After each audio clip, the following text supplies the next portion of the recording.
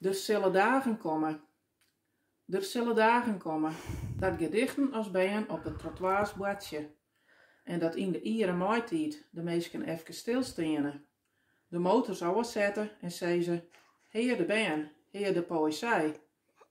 Er zullen dagen komen dat de memtje in het bijen zaait: haal je me een jelpoen koffie, een pak zout en een bondeltje gedichten. Een tinbondeltje, want de moanne is haast om. Maar ook in die dagen zullen er meesten wezen die de poëzijbroekende vrouw vreesje. Die het vreesje dat er geen oerhemd in de kast hingen zal. Dat er geen boerenkool op tafel komen zal. Dat het bijen net op het tijd op bed liggen zal. Dat er geen koffie in de pot wezen zal. Dat dit onder het oorskillet net iependien worden zal.